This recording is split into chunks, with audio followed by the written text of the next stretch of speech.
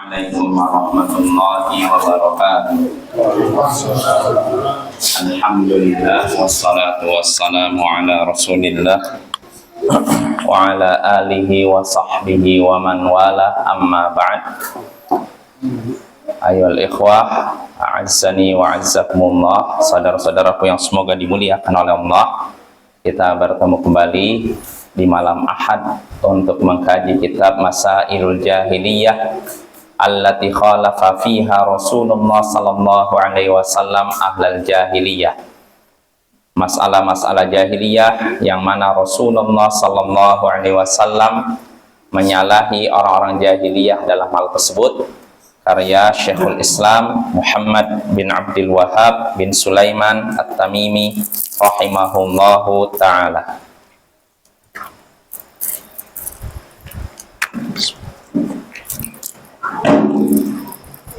Ya, pada pertemuan sebelumnya kita sudah sampai ke masalah jahiliyah yang ke-69 dan 70.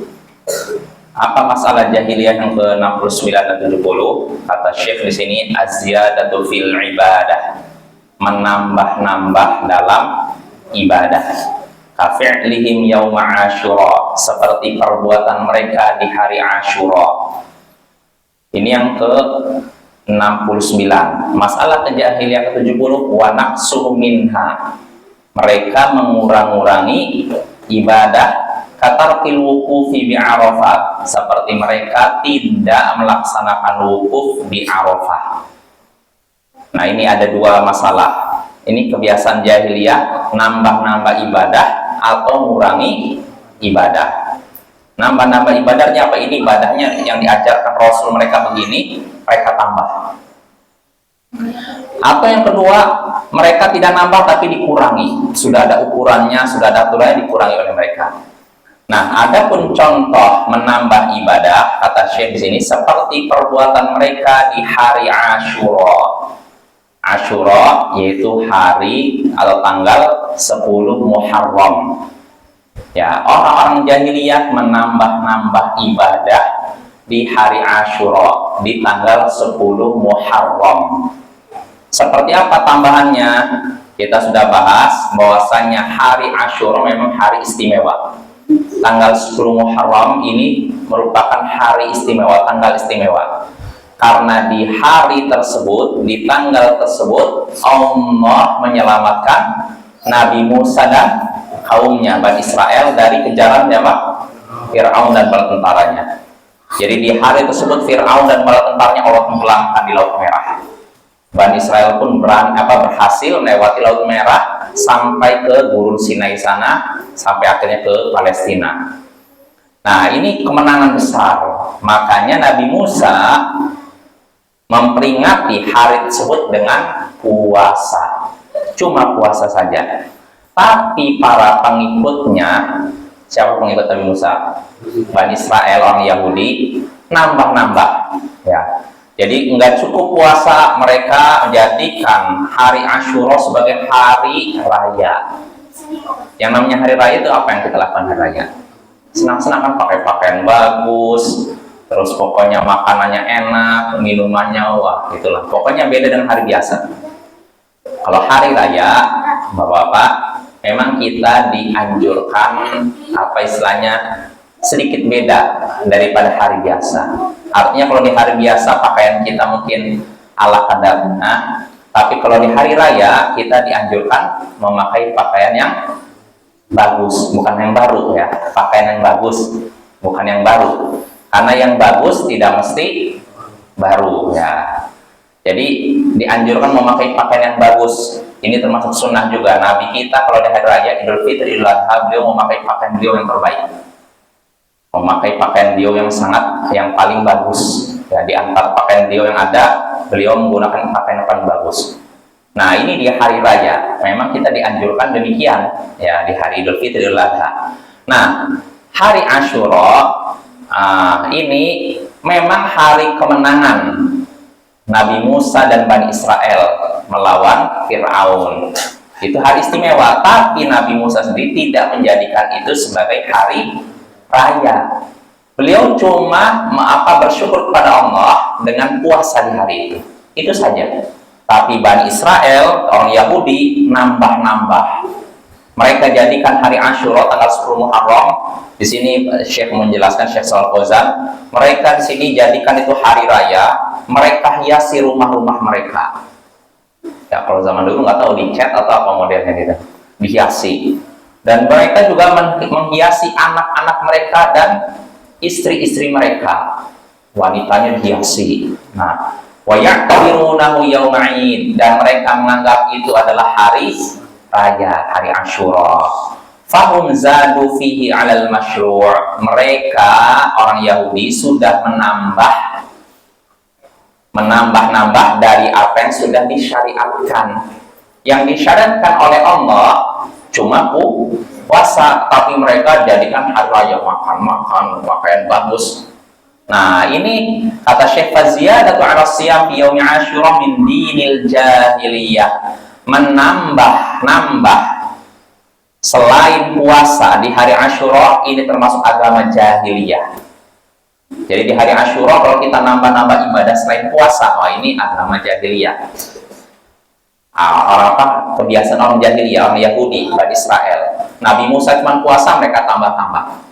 Karena mereka menggunakan perasaan, kayaknya enak, bagus kayaknya kalau tambah ibadah ini. Ini kan hari istimewa. Kayaknya kalau cuma puasa kurang pas, lebih bagus tambahlah. Kasih ibadah apa, merayakan apapun. Nah, ini modalnya perasaan, bukan berdasarkan wahyu.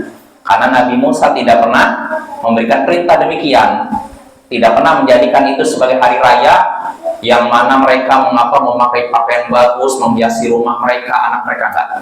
Nabi Musa cuma puasa, tapi pengikutnya yaitu Bani Israel ditambah. Nah, ini kebiasaan orang jahiliyah. Orang jahiliyah suka menambah apa yang sudah disyariatkan oleh para nabi. Nabi sudah ngasih A, mereka tambah jadi B, C, D. Nah, itu. Nah, kebiasaan orang jahiliyah. Nah, ini orang Yahudi. Nah, sebaliknya Syekh menyebutkan wa kadzalika Rafidhah. Begitu juga orang-orang Rafidhah, Syiah Rafidhah.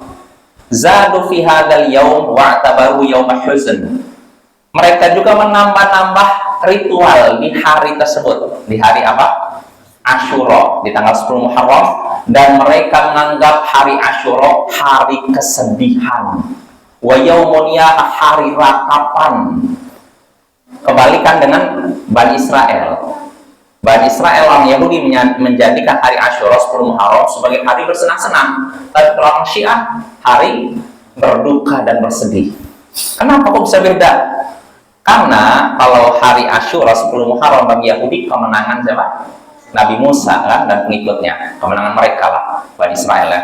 Tapi kalau bagi orang Syiah 10 Muharram ini hari kesedihan, karena di hari tersebut cucu Nabi terbunuh. Husain, cucu Nabi, terbunuh di hari Asyura 10 Muharram. Dibunuh oleh pasukan Ubaidullah bin Ziyad, dipenggal lehernya. Dan bukan itu aja, itu tragedi yang menyedihkan. Husain, anaknya, keponakannya hampir semua dihabisi. Begitu. Yang tersisa cuma kaum wanita sama satu anak. Satu anak ini masih anak kecil, karena anak kecil nggak boleh kan dibunuh. Tapi dicek dulu, maaf nih, dibuka celananya. Udah nampak bulunya, mau dibunuh juga. Cuma kaum wanita ketika itu nangis, jangan biarkan dia sebagai mahram kami. Akhirnya nggak jadi dibunuh. Nah, ini peristiwa yang menyedihkan, pembantaian keluarga Husain di Karbala di 10 Muharram. Ya, kita tentu saja tidak ridho dengan pembantaian tersebut. Kita mengutuk, mengecam keras. Tapi kita tidak menjadikan hari tersebut sebagai hari apa? Berkabung, memakai pakaian hitam-hitam, atau memukul-mukul pipi kita, atau melukai tubuh kita, seperti yang dilakukan oleh orang Syiah. Ya, jadi orang Syiah menjadikan hari Asyura hari kesedihan, orang Yahudi hari kegembiraan.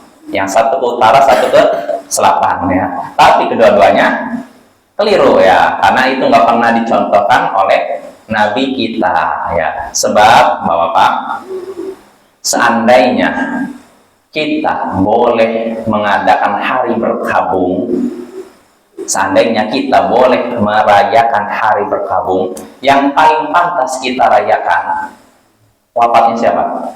Nabi kita di tanggal 12 Rabiul Awal, ya. Jadi beliau meninggal di tanggal 12 Rabiul Awal. Nah, tapi Abu Bakar, Umar, Utsman nggak merayakan, nggak bikin acara hari berkabung nasional, nggak ada. Nah, dan seandainya selain Nabi, kita boleh merayakan hari berkabung selain Nabi, maka yang paling pantas adalah istri beliau, Khadijah, ya tidak?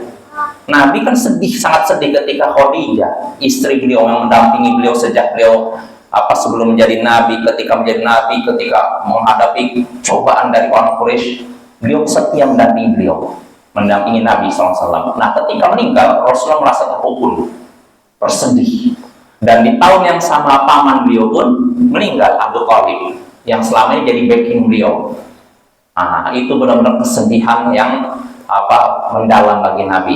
Makanya di tahun tersebut disebut Amul Huzn, tahun kesedihan. Tapi Nabi tidak merayakannya. Artinya gini, Khadijah misalkan meninggal di tanggal 9 Safar. Nanti setiap tanggal 9 Safar Nabi memakai pakaian hitam, tanda berkabung, nggak ada kayak gitu. Beliau ketika tanggal meninggalnya Khadijah biasa saja, nggak ada menunjukkan sebagai peringatan kesedihan, nggak ada, Bapak ya. Maka itu aturan atau tambahan dari orang-orang yang tidak pernah diperintahkan oleh Nabi kita. Ya, jadi di tanggal 10 Muharram yang disunahkan bagi kita nih, kita umat Nabi Muhammad, dan kita juga mengikuti Nabi Musa, yakni apa yang disunahkan bagi kita di tanggal 10 Muharram, hari Asyura, cuma puasa. Itu aja, nggak ada tambahan lain, nggak ada ibadah lain yang dikhususkan, ritual tertentu, nggak ada, Bapak ya. Jadi kalau kita mengaku mengikuti Nabi Muhammad dan juga Nabi Musa, maka di ibadahnya di hari Asyura 10 Muharram cuma puasa, jangan tambah-tambah dan jangan kurang-kurang ya.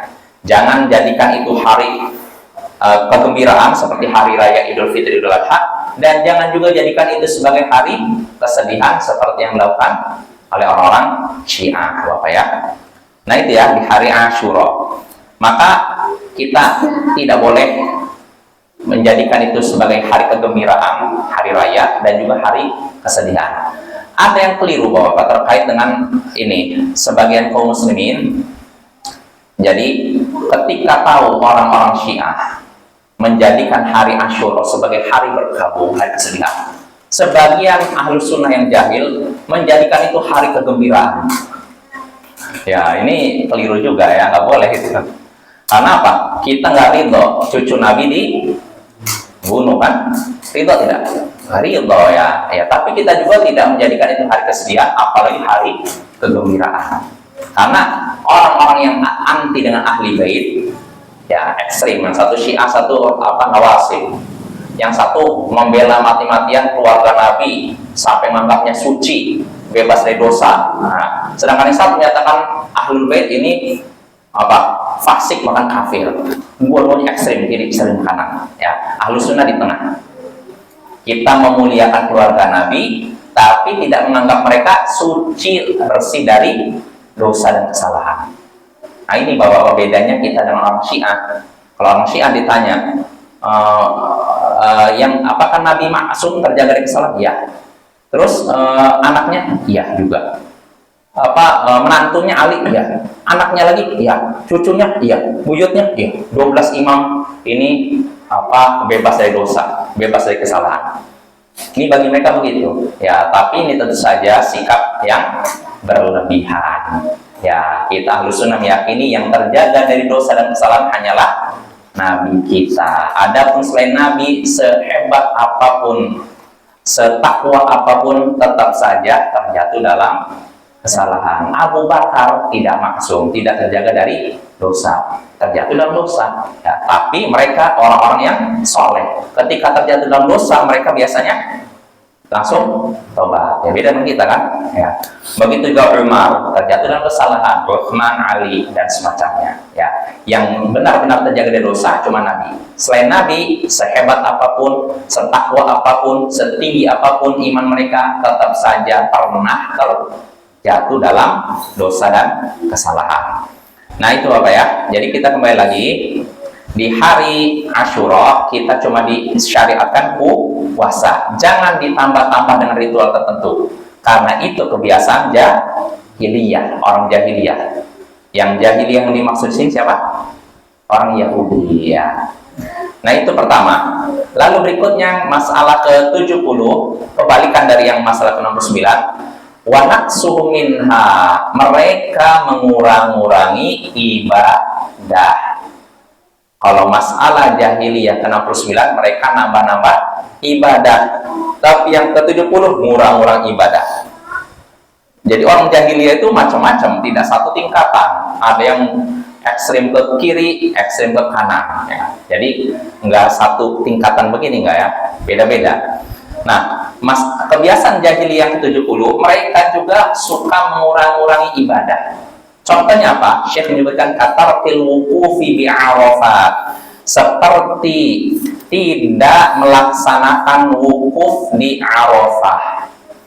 Tidak melaksanakan wukuf di Arafah. Maksudnya apa wukuf di Arafah? Kalau kita yang pernah melaksanakan haji atau pernah belajar tentang fikih haji, apa istilahnya, prosesi ibadah haji itu dimulai di tanggal 8. Ini hari tarwiyah namanya. Umat Islam dari seluruh dunia kumpul di Mina. Apa ya? Di Mina untuk wukuf di Mina. Mabit di Mina, bukan wukuf, mabit.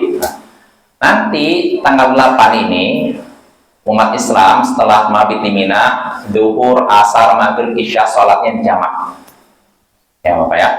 Nah setelah itu nanti kaum muslimin tanggal 9-nya, ini kan 8, tanggal 9-nya setelah terbit fajar, setelah sholat subuh terbit fajar, bergerak menuju Arafah, di padang Arafah. Kalau dulu disebut padang Arafah yang terbayang itu gersang sejauh mata memandang pasir. Tapi kalau sekarang, Masya Allah udah banyak pohon. Jadi Arafah itu udah menghijau Bapak ya.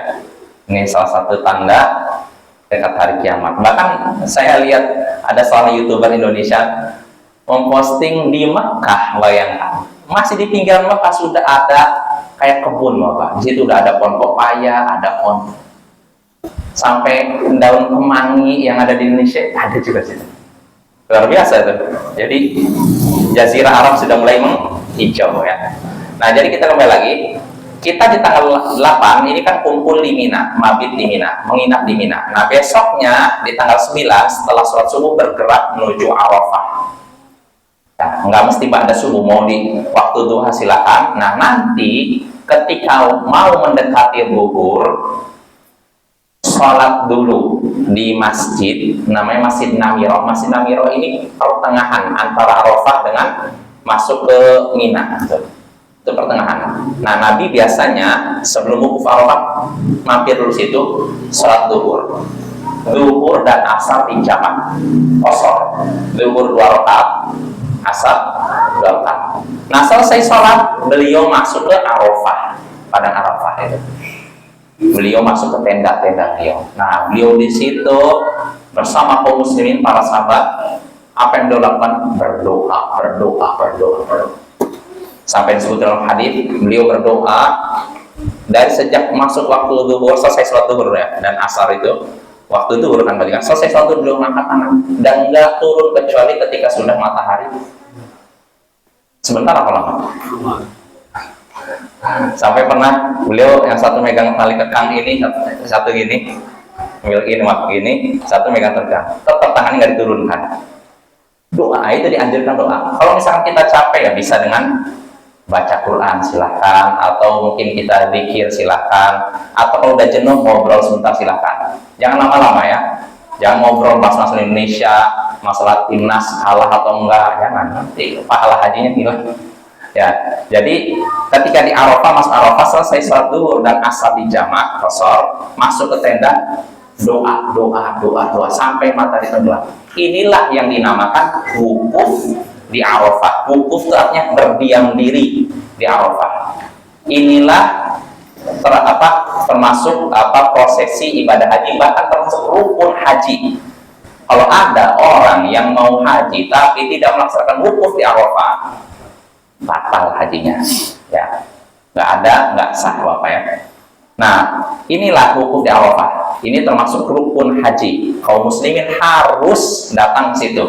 Jangan sampai terlambat. Batasnya sampai tenggelam matahari. Nah, ini yang dipraktekkan oleh Nabi. Nah, namun orang-orang jahiliyah meninggalkan itu.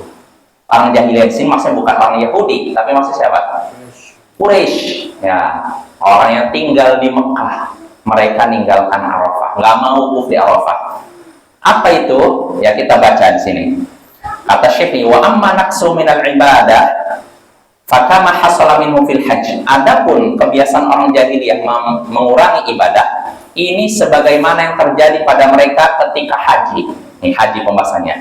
Kanu fil jahiliyah yahujjunal bait li'annahu min baqaya dini Ibrahim alaihi wassalatu wassalam. Dulu orang-orang jahiliyah, orang-orang di zaman jahiliyah melaksanakan haji juga. Jadi Bapak-bapak jangan kira haji ini cuma syariatnya Nabi Muhammad. Enggak.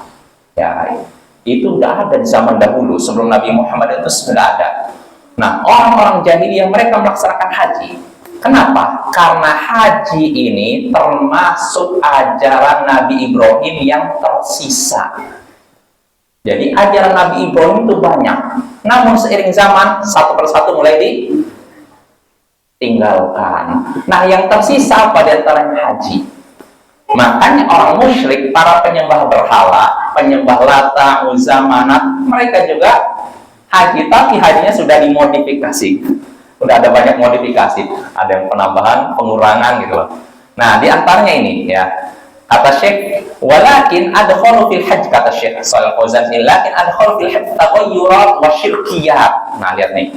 Akan tetapi orang-orang jahiliyah, orang-orang musyrik Quraisy ya Mekah, mereka memasukkan ke dalam ibadah haji beberapa perubahan dan kemusyrikan. Jadi haji Nabi Ibrahim anggap ada beberapa ini tahapan diubah sama mereka ya. Nah, kenapa itu? Li'anna ma syara'al wuqufa bi Arafah fasaru la yaqifuna bi Arafah. Karena Allah sudah mensyariatkan wukuf di Arafah. Jadi wukuf tadi waktunya dari sejak zuhur, selesai zuhur sampai tenggelamnya matahari, masuk waktu maghrib. Ini praktek haji, proses ibadah haji Nabi Ibrahim dan juga Nabi Muhammad ya. Nah, Allah sudah mensyariatkan demikian, tapi orang-orang jahiliyah, orang-orang musyrik di Mekah tidak mau wukuf di Arafah. Berarti mereka nambah atau mengurangi? Mengurangi ajaran Nabi Ibrahim wukuf di Arafah, mereka malah tidak wukuf di Arafah. Terus apa yang mereka lakukan? Bal yaqifuna fi Muzdalifah. Tapi mereka malah wukufnya di Muzdalifah. Ya. Wa hadza naqsun fil ibadah. Ini namanya mengurangi ibadah. Jelas Bapak ya? Jadi Nabi Ibrahim nih ketika prosesi haji, beliau sama juga, sama seperti tadi Mina, Arafah. Nah, di tanggal 9 wukuf di Arafah, berdiam diri di Arafah untuk berdoa beribadah pada Allah.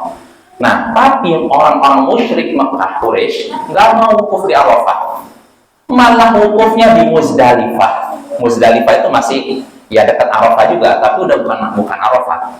Kalau Arafah ini termasuk tanah halal, bukan tanah halal misalnya. Kalau Muzdalifah masih masuk tanah haram, tanah suci. Tapi kalau Arafah bukan tidak termasuk tanah suci. Jelas ya? Jadi beda. Muzdalifah dengan Arafah itu beda. Nah, Nabi Ibrahim, Nabi Muhammad juga berdiam diri, wukuf di Arafah. Tapi orang musyrik Mekah nggak mau wukuf di Arafah. Wukufnya malah di mana? Muzdalifah. Nah, ini namanya apa? Mengurangi ibadah ya. Kata Syekh Shalih Fauzan, "Walamma hajjan Nabi sallallahu alaihi wasallam kanu yamunnuna annahu sayaqifu ma'ahum fi Muzdalifah fatajawaza alaihim wassalatu wassalam ila Arafah wa waqafa fi Arafah." Nah, lihatlah.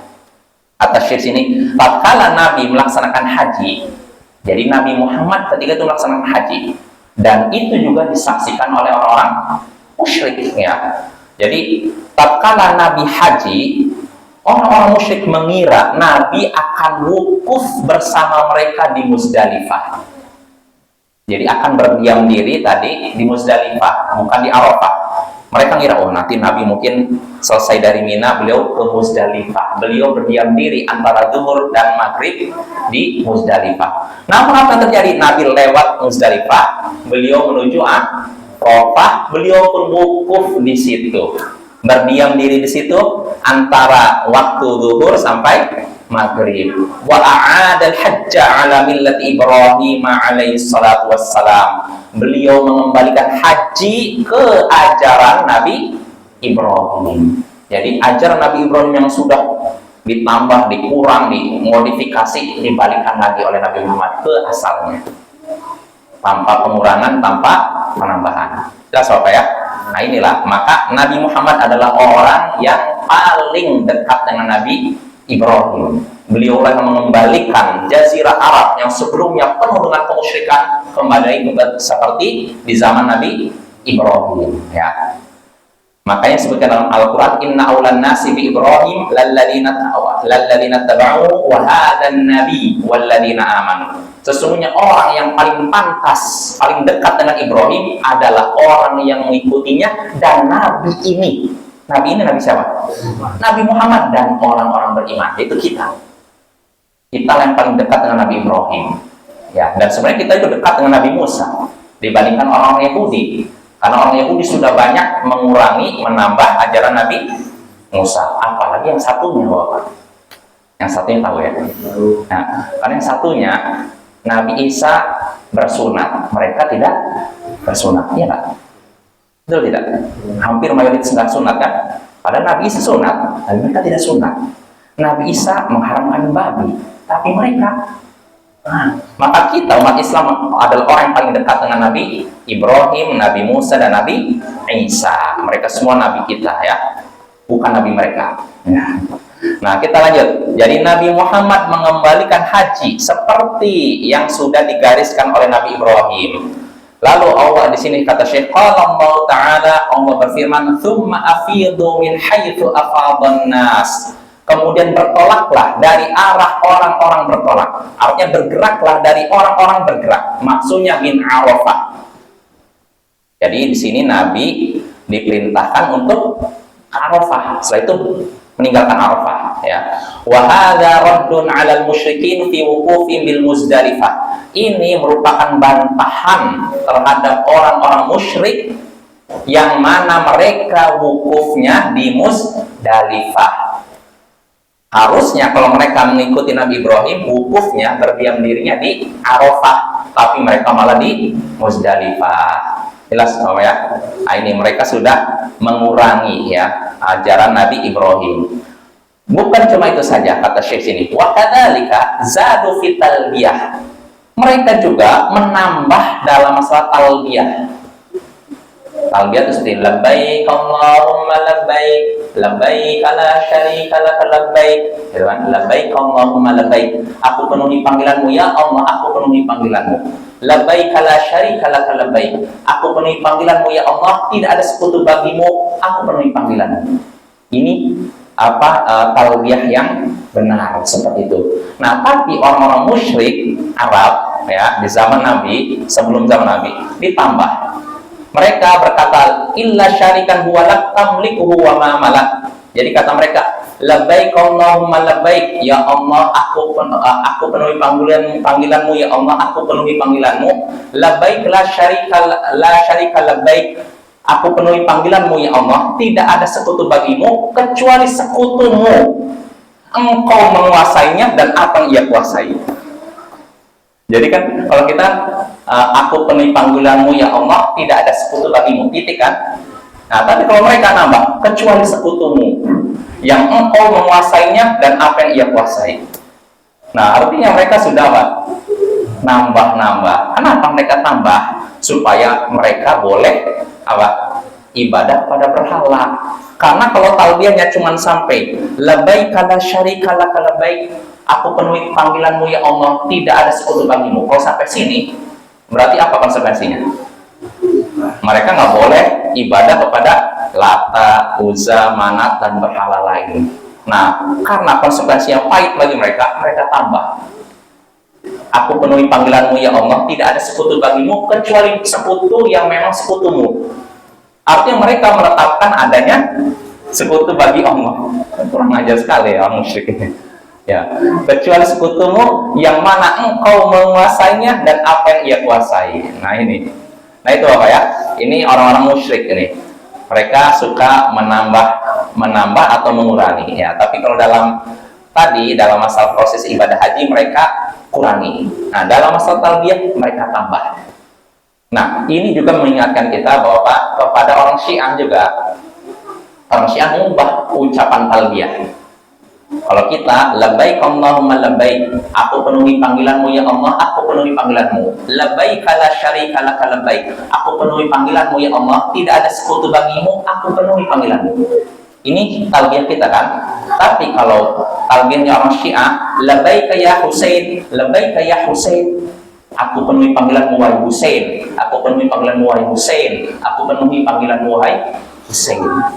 Jadi mereka seakan-akan sudah menyetarakan Husain dengan Nabi, dengan Allah, bayangkan. Na'udzubillah min dzalik. Makanya kata Syekhul Islam Ibnu Taimiyah, sekte yang paling banyak dusta dan paling banyak terjatuh dalam syirik adalah Syiah. Banyak sekali, hampir kemusyrikan yang terjadi di tengah umat ini bermuara dari mereka. Penyembahan terhadap kubur, pembuatan kubah di atas kubur, ini sunnahnya mereka, sunnahnya orang Syiah. Kita lihat aja bagaimana makamnya Ali diperlakukan seperti apa. Masjid, dibuat masjid, dibuat kubah, orang tawaf di makamnya Ali bin Abi Thalib. Tentu saja Ali bin Abi Thalib kalau hidup ridho tidak?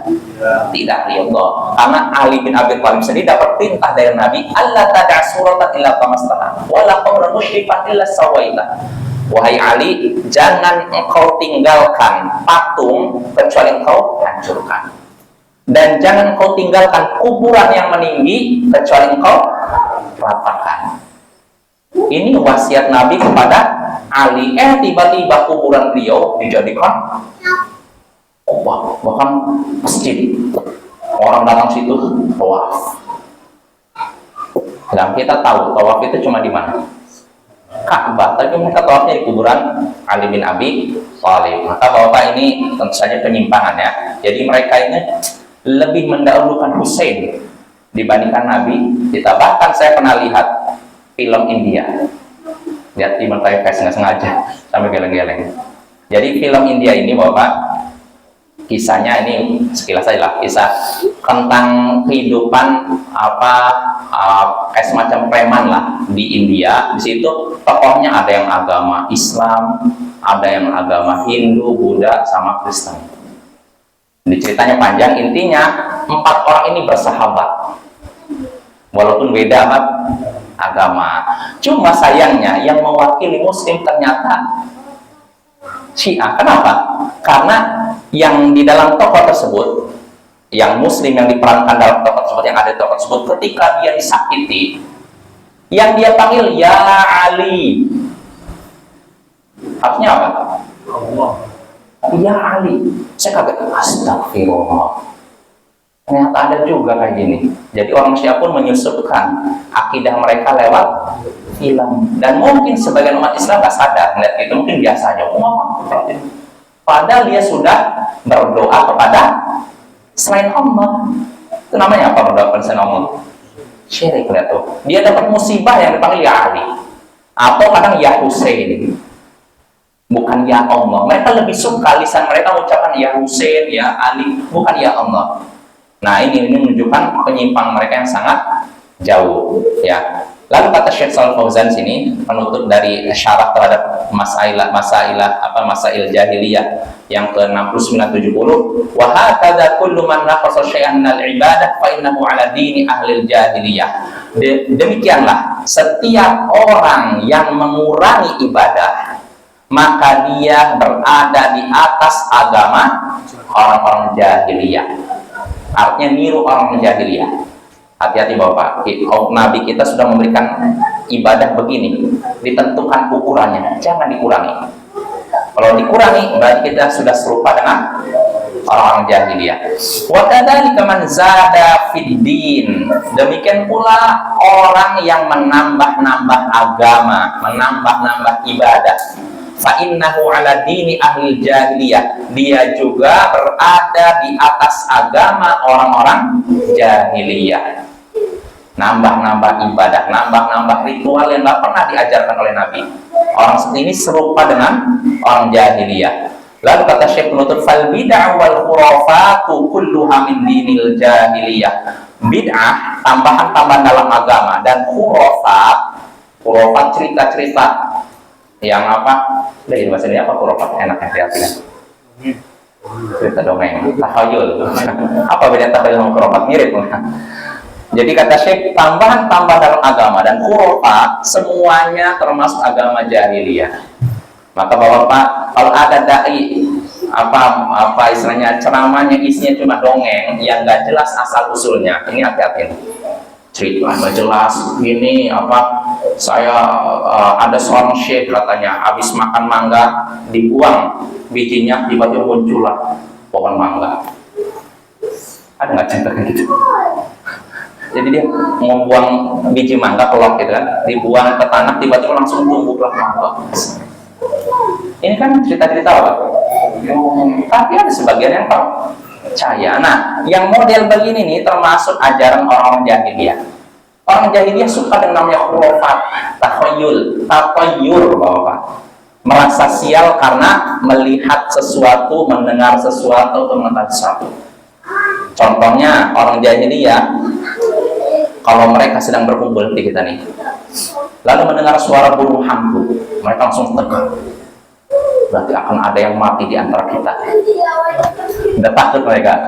Jadi udah takut mereka nih. Udah dengar suara burung hantu, berarti akan ada yang mati di antara kita. Merasa sial karena mendengar burung hantu. Atau mereka merasa sial dengan bulan Safar, bulan Syawal. Nah sekarang Syawal. Syawal ini dianggap bulan sial. Padahal Aisyah dinikahi oleh Nabi kita di bulan Syawal. Jadi orang jahiliyah menganggap kalau wanita nikah di bulan Syawal, pernikahannya tidak akan bahagia dan tidak akan bertahan lama. Maksudnya apa? Akan cerai. Ini kalau nikahnya di bulan Syawal katanya. Makanya mereka cari selain bulan Syawal dan bulan Safar. Padahal Nabi menikahi Aisyah di bulan Syawal dan mulai menggauli Aisyah di bulan Syawal.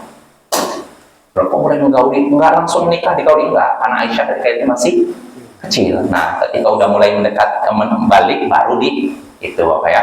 Nah, lihat Nabi kita menikahi Aisyah bulan Syawal, menggaulinya mulai menggauli bulan Syawal. Pertanyaannya, apakah pernikahan Aisyah tidak bahagia? Tidak bertahan lama?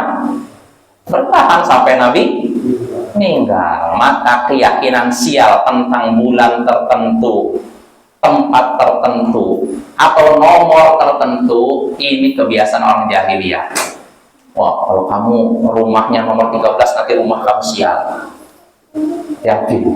Ini kebiasaan orang jahiliyah. Nggak ada nomor sial, Bapak ya. Dalam Islam nggak ada nomor sial, nggak ada hari sial, nggak ada hari sial. Jadi nggak ada, itu kebiasaan orang jahiliyah. Orang jahiliyah meyakini bulan tertentu bulan sial, suara hewan tertentu suara tanda kesialan, atau melihat hewan tertentu sial. Makanya kebiasaan mereka juga kalau mereka mau pergi keluar rumah, mereka sediakan burung. Kalau burungnya terbang ke depan, ulangi lagi. Nah, diulangi lagi. Kalau ternyata setelah burungnya dilepas terbang ke arah kanan, wah kita aman hari ini. Nggak akan ada malapetaka bencana di luar. Ini kalau burungnya terbang ke kanan. Tapi kalau burungnya terbang ke arah kiri, siap, nggak usah keluar, tutup pintu, nggak jadi keluar. Nah ini kebiasaan jahiliyah. Maka apapun Bapak ya, tambahan dalam ibadah agama dan khurafat, cerita-cerita dongeng model itu ajaran orang jahiliyah yang hendaknya kita jauhi. Ya mungkin itu saja. Insya Allah pada pertemuan berikutnya kita masuk masalah jahiliyah yang ke-71, pembahasan penting juga, judulnya tarkumul wajib wara'an. orang jahiliyah meninggalkan kewajiban dengan alasan takut terjatuh pada yang haram. Nah, ini seperti apa contohnya? Insya Allah akan kita bahas pada pertemuan berikutnya. Wassallallahu ala nabiyyina Muhammadin wa ala alihi wa sahbihi ajma'in wa akhiru da'wana alhamdulillahi rabbil alamin. Assalamualaikum warahmatullahi wabarakatuh.